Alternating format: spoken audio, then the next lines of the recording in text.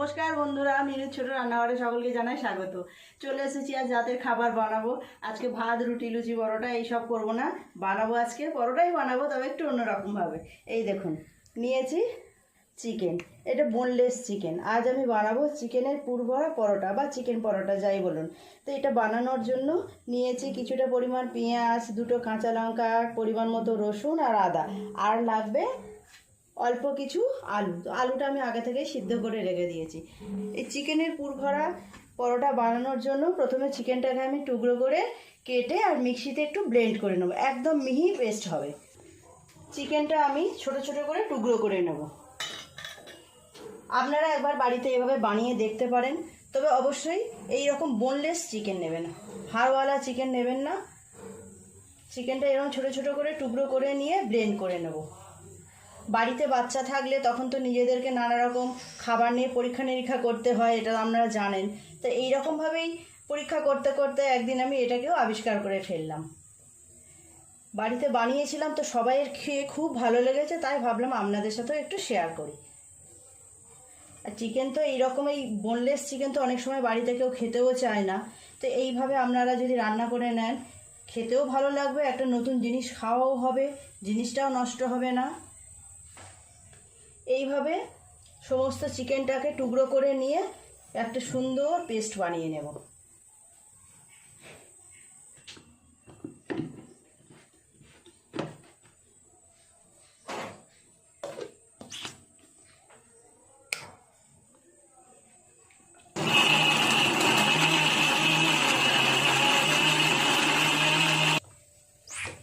এই দেখুন, চিকেনটা খুব সুন্দরভাবে একদম পেস্ট হয়ে গেছে।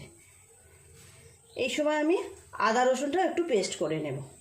বন্ধুরা দেখুন, চিকেনটা আমি এইরকমভাবে সুন্দর পেস্ট করে নিয়েছি, আর আদা রসুনটাকেও পেস্ট করে নিয়েছি। আমি চিকেনের পুরটা আগে রেডি করে নেব। গ্যাসটা জ্বেলে দেব। গ্যাসটা জ্বেলে কড়াইটা চাপিয়ে দিলাম পুরটা তৈরি করার জন্য। কড়াই গরম হয়ে গেছে, দিয়ে দেব পরিমাণ মতো তেল।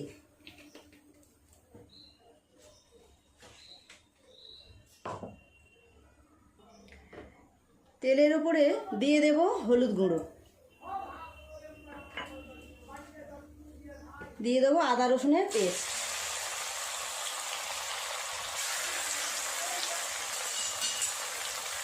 বন্ধুরা, আপনারাও একবার এইভাবে বাড়িতে বানিয়ে দেখতে পারেন, অসম্ভব সুন্দর খেতে লাগে।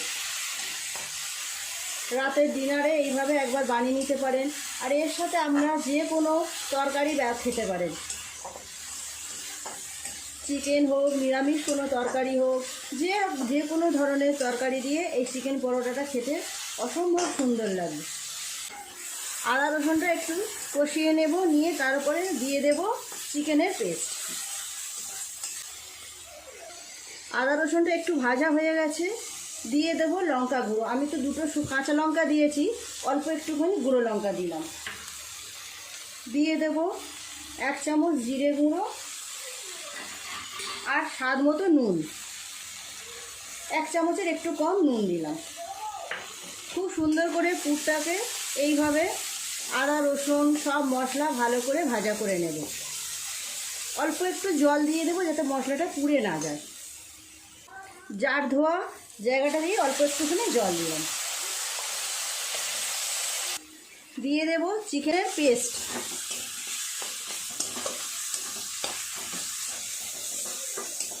একটু সময় নিয়ে এইভাবে মশলার সাথে চিকেনের পেস্টটাকে নেড়ে চেড়ে তৈরি করে নিতে হবে।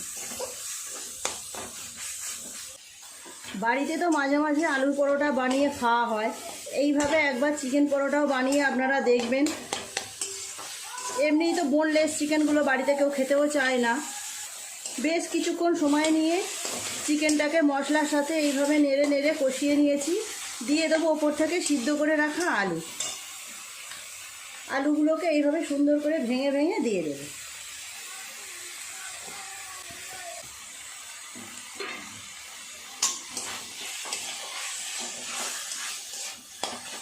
আরও একটু সময় নিয়ে মিনিট 5 ধরে এইভাবে নেড়ে নেড়ে আলু, চিকেন, সমস্ত মশলা একসাথে এইভাবে কষতে কষতে পুরটাকে বানিয়ে নেব।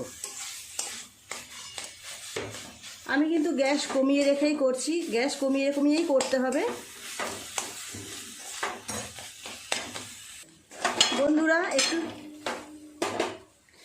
সময় নিয়ে পুরটাকে আমি তৈরি করে নিলাম। পুরটা পুরোপুরি তৈরি হয়ে গেছে, ওপর থেকে একটু মশলা ছড়িয়ে নামিয়ে নেব। এইটা আমার ঘরে তৈরি মশলা। দারচিনি, লবঙ্গ, এলাচ, একটু আস্ত জিরে, একটু আস্ত ধনে একসাথে হালকা করে ভেজে আর গুঁড়ো করে রেখেছি। এই মশলাটা আপনারা যে কোনো রান্নায় ব্যবহার করতে পারেন, অপূর্ব স্বাদ আসে। পুরটা পুরোপুরি তৈরি হয়ে গেছে, নামিয়ে ঠান্ডা করতে দেব। এই সময় আমি ময়দাটাও মেখে নেব। বন্ধুরা পুরটা তো আমি ঠান্ডা করতে দিয়ে দিয়েছি, এই সময় আমি ময়দাটা মেখে নেব। দিয়ে দেব ময়মের জন্য একটু সাদা তেল 2 চামচ পরিমাণ, দিয়ে দেব স্বাদ মতো নুন 1/2 চামচ, উষ্ণ গরম জল করেছি, জল দিয়ে আমি সুন্দর করে ময়দাটা মেখে নেব। নর্মালি যেমন লুচি পরোটার ময়দা মাখে ওই রকমভাবেই মাখবো।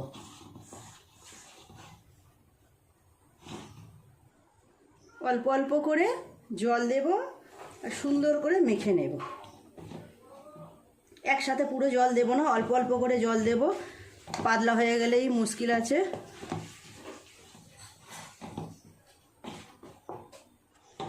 বন্ধুরা ময়দাটা আমার খুব সুন্দর করে মাখা হয়ে গেছে। অল্প একটু সাদা তেল উপর থেকে এইভাবে দিয়ে চাপা দিয়ে রেখে দেবো 10 মিনিটের জন্য। 10 মিনিট পরে লেচি কাটবো। বন্ধুরা 10 মিনিট তো হয়ে গেল, এবার ময়দাটা থেকে লেচি কেটে পুরগুলো ভরে নেব। পুরটাও বেশ ঠান্ডা হয়ে গেছে, দেখুন।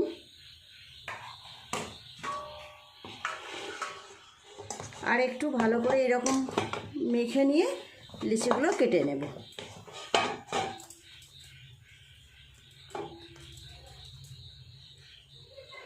এই রকম সাইজের লিচি করেছি, খুব ছোটও করব না, খুব বড়ও করব না, এর মধ্যে পুর দেওয়া হবে। এইভাবে সব লিচিগুলোকে কেটে নেব। সব লিচিগুলো কাটা হয়ে গেছে, এইভাবে একটু গোল গোল করে নেব। সব লিচিগুলো এইভাবে গোল করে নিলাম। এবার এর মধ্যে এক এক করে পুর ভরে নেব।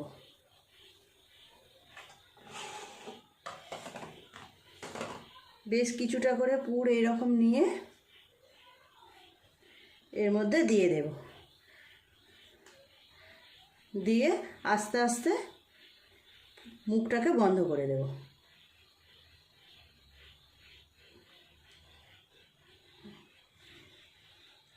দেখুন হয়ে গেল একটা লেচিতে পুর ভরা। আরও একটা করে আপনাদের দেখিয়ে দিই।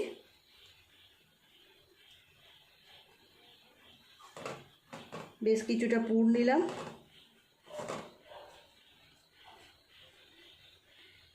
এইভাবে লেচির মধ্যে দিয়ে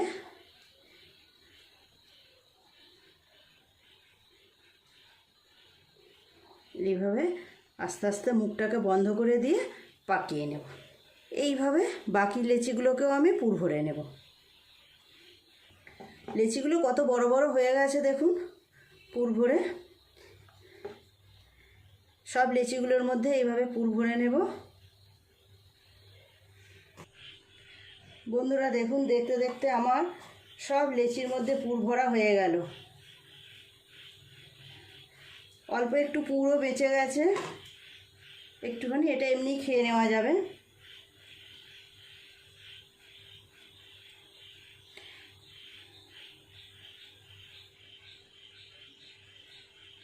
এইভাবে সবগুলো তো ভরা হয়ে গেল। এবার একটা একটা করে বেলে নেব। আমি একটু করে শুকনো ময়দা দিয়েই বেলবো বেলার সুবিধার জন্য। আমি এই বড় একটা থালা নিয়েছি, এই থালাটাকে উল্টিয়ে নিয়ে এর ওপরে বেলবো। দিয়ে দেবো অল্প একটু শুকনো ময়দা। প্রথমে লেচিটা নিয়ে এইভাবে একটু চারদিক চেপে চেপে বড় করে নেব। তারপর আলগা করে বেলতে হবে, খুব বেশি চাপ দেওয়া যাবে না। এইভাবে আলতো হাতে চাপ দিয়ে দিয়ে পরোটাটা বেলে নিতে হবে।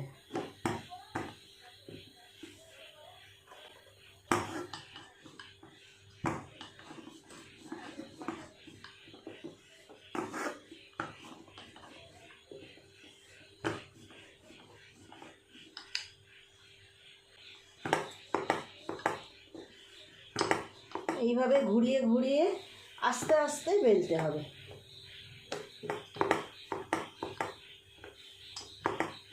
আর বেশি বড় করব না, এই পরোটাগুলো একটু মোটা মোটাই হবে। তৈরি হয়ে গেল একটা পরোটা। আরও একটা একই রকমভাবে বেলে নেব। অল্প একটু শুকনো ময়দা নিয়ে নিলাম, এইভাবে একটু চাপ দিয়ে দিয়ে 4 ধাপ দিয়ে বড় করে নেব। নিয়ে এইভাবে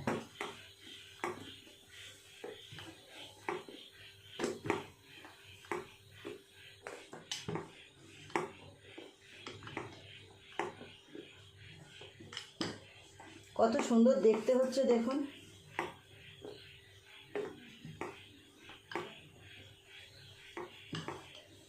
হয়ে গেল আরও একটা পরোটা বেলা। এই দেখুন কীরকম মোটা করেছি। এই রকম গ্যাসটা জেলে কড়াইটা চাপিয়ে দিই গরম হওয়ার জন্য। কড়াইটা একটু গরম হোক। কড়াই গরম হয়ে গেছে, একটা পরোটা দিয়ে দেব। আগে তেল দেব না, আগে একটু উল্টে পাল্টে শুকনো খোলায় ভেজে নেব, তারপরে তেল দেব। এই পাশটা হয়ে গেছে, উল্টে দেব। একটু সময় নিয়ে আস্তে আস্তে করতে হবে, গ্যাস খুব জোরে দেওয়ার দরকার নেই। গ্যাসটা একটু কমিয়ে রেখে আস্তে আস্তে পরোটাগুলোকে এপিট ওপিট ভেজে নেব। আবার উল্টে দেব একটু। পরোটাটা কি সুন্দর ফুলছে দেখুন।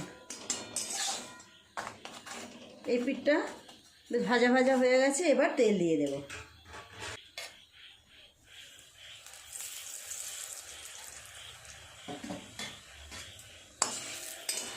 এখন তো বাড়িতে বেশিরভাগ লোকই রাত্রে রুটি খায়, তো এইরকমভাবে রুটির বদলে একদিন আর দিনে এইরকম পরোটা করে খাওয়া যেতে পারে, বেশ ভালোই লাগবে খেতে। কি সুন্দর ফুলছে দেখেছেন।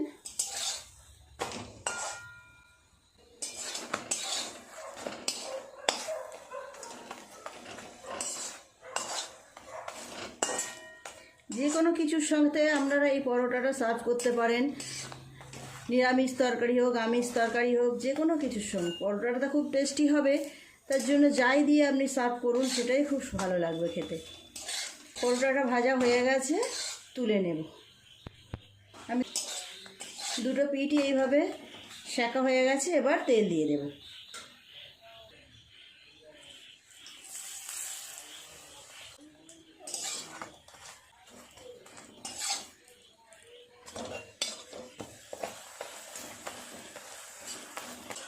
দেখতে দেখতে আরও একটা পরোটা আমার ভাজা হয়ে গেল। একই রকমভাবে সবগুলো পরোটা আমি ভেজে নেব। হয়ে গেছে, এটা তুলে নিচ্ছি। বন্ধুরা দেখুন, দেখতে দেখতে আমার সব পরোটাগুলোই ভাজা হয়ে গেল। এটাই লাস্ট, এটা হলেই হয়ে যাবে। খুব সুন্দর ফুললো, এই দেখুন ফুলছে, একদম টোপর হয়ে ফুলছে পরোটাগুলো। আজকে প্রত্যেকটা পরোটাই ফুলেছে। দেখতে দেখতে সব পরোটাগুলোই ভাজা হয়ে গেল, তুলে নেব।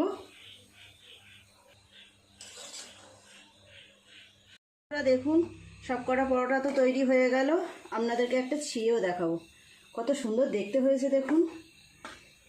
একটা ছিঁড়ে দেখাবো ভেতরের পুরটা কেমন হয়েছে। এই দেখুন পুরো পরোটার মধ্যে পুর একদম ভর্তি হয়ে রয়েছে। দেখতেও যেমন সুন্দর হয়েছে, খুব সুন্দর সেন্টও বের হচ্ছে, খেতেও খুব ভালো লাগবে। প্লেটে তুলে নেব। আমি তো আজকে চিকেন পরোটা সার্ভ করবো। ডিমের কষা করেছি, ডিম আর আলু দিয়ে একদম শুকনো শুকনো একটা কষা মতো করেছি। আপনারা যে কোনো ধরনের তরকারির সাথে এটাকে সার্ভ করতে পারেন, যা দিয়ে করুন না খান না কেন খুবই সুন্দর লাগবে। তো বন্ধুরা, আজকের চিকেন পরোটার রেসিপিটা কেমন লাগলো কমেন্ট করে জানাবেন।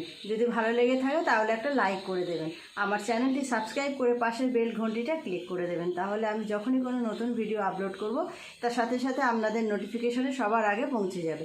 সবাই খুব ভালো থাকবেন, দেখা হচ্ছে নতুন কোনো ভিডিওর সাথে। নমস্কার।